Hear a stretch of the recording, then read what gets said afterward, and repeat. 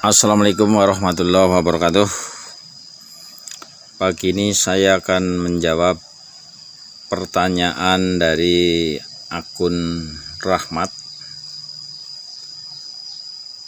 Pertanyaannya, katanya Allah itu bersifat wujud. Seperti apa wujud Allah itu? Apa Allahnya yang gaib atau manusianya yang gaib sehingga Allah itu wujud? Jadi begini penjelasannya. Allah bersifat wujud. Wujud artinya ada. Ada, disebut ada itu kan bisa berwujud, bisa gaib. Jadi kalau ditanya apa wujudnya Allah itu, wujudnya Allah adalah ciptaannya.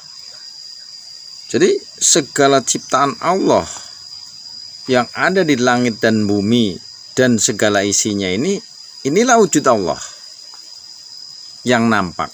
Karena hakikatnya Allah itu maha gaib. Jadi kalau ditanya gaibnya, ya gaibnya Allah. Allah maha gaib. Allah maha gaib, malaikat gaib, iblis juga gaib, angin juga gaib.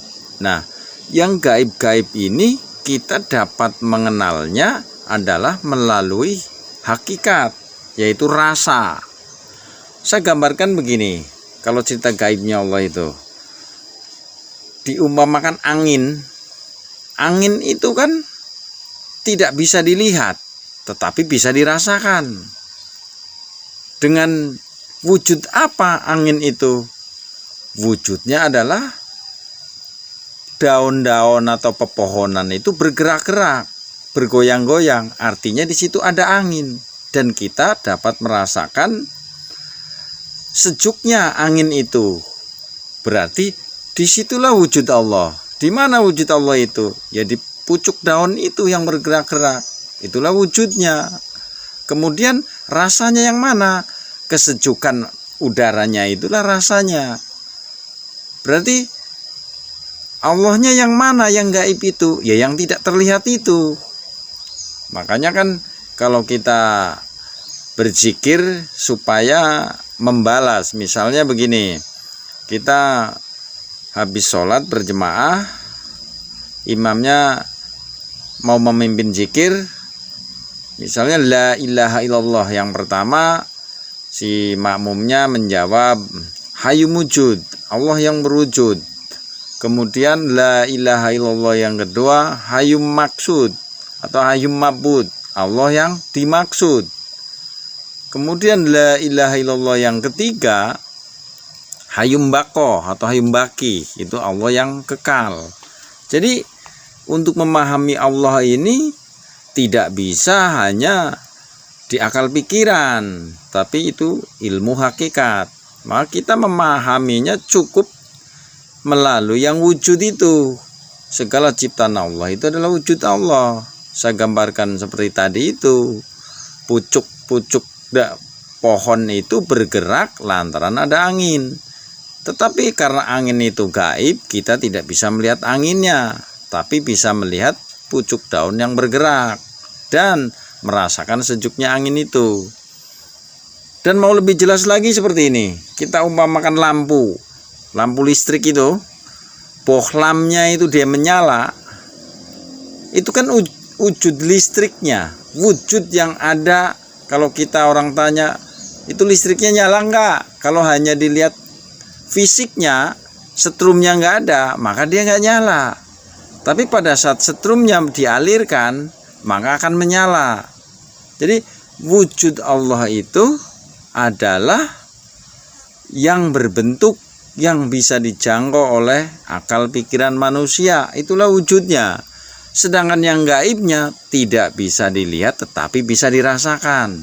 Suatu contoh, kalau listrik itu kita off-kan, maka yang nampak itu adalah listrik yang mati, yang tidak ada setrumnya. Artinya yang wujud saja yang terlihat. Kalau listrik itu dinyalakan, kita yakin bahwa di situ ada arusnya. Artinya kalau kita gambarkan bahwa wujud Allah itu yang berbentuk bisa dilihat, yang gaib tidak bisa dilihat tetapi bisa dirasakan.